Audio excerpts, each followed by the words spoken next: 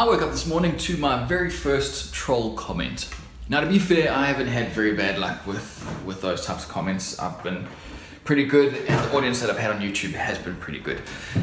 This particular person was over on Reddit, and they decided to call me a for no particular reason, no real feedback given, but I guess that's what makes it a troll comment.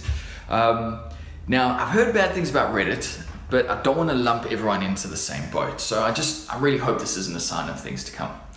But to the guy or girl who left the comment, I just want to say thanks very much. You are my first. You will always be remembered as my first. And thanks for opening my eyes to this brand new experience. So a couple of months ago, I put out a video where I said this. Over the next couple of months, I'm going to be building a carport, and I'm going to be updating you guys on the progress as I go. And I never actually followed up on that promise. And the main reason for that is I had a couple of people talk to me about the fact that I was presenting a video that was very closely related to building codes. And as someone who's not a licensed builder, it just didn't sit right with me. So for me to be telling people about what I'm doing, and the way things should be done, it just didn't sit right with me. I had a builder on site with me the whole time who was showing me the correct procedures and telling me which sizes I needed to use, size of timber, etc.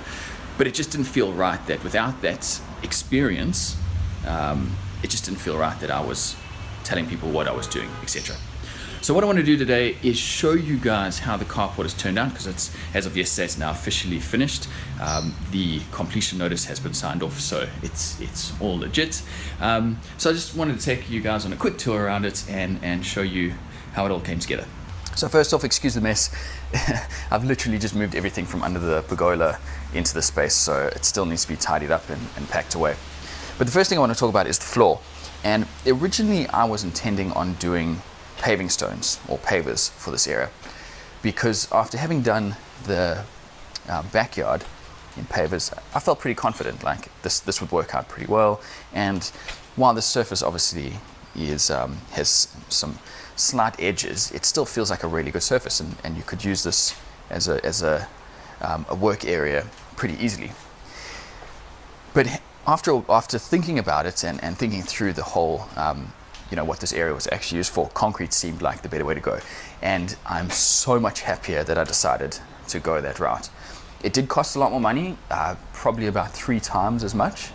And that was getting the concrete at a good rate as it is. But for a workshop or a work area, far better idea than going with pavers.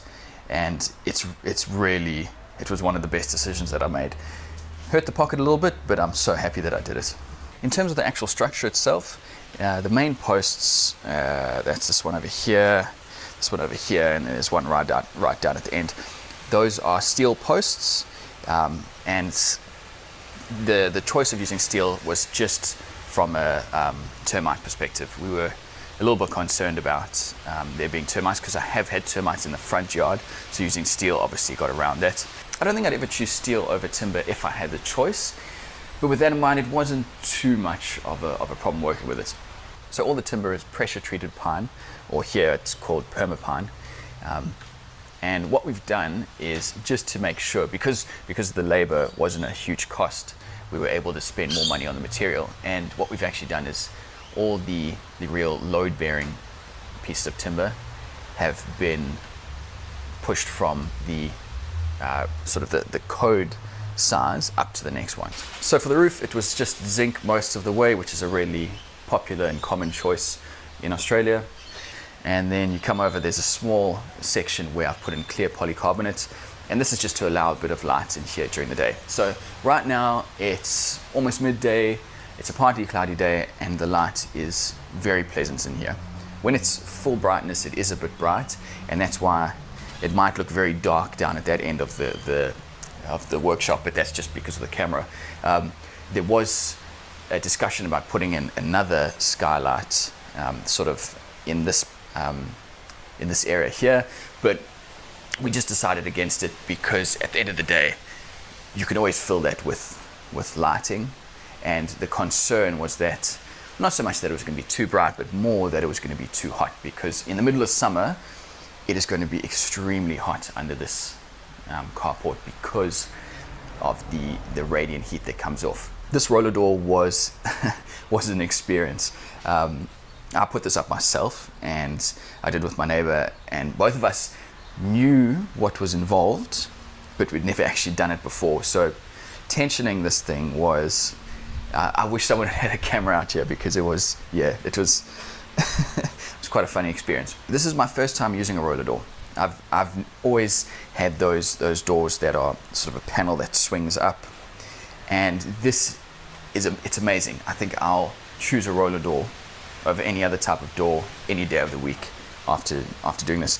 The actual mechanism is a lot simpler than I realized, and I'm incredibly happy with it.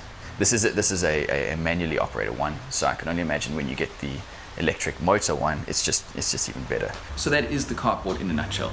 As I said, it was something that I really wanted to film, but in the end I think it was a much better move that I didn't. But that's pretty much the overview. It was a pretty straightforward build, a lot more straightforward than I was expecting it to be, thankfully. But it's amazing how much it's improved this area, and just taken a part of the yard that was fairly, it was just a bit of lawn that was never used, and a washing line. It's taken this part of the yard and turned it into a massively functional area. So I'm extremely happy that it's here. Hope you guys enjoyed this video. It's just a little, I guess, behind the scenes. And thanks for watching. If you enjoyed this video, go ahead and click that thumbs up. And if you haven't already, be sure to subscribe. I hope to release more of these videos in the near future. Thanks again, and I'll talk to you guys soon.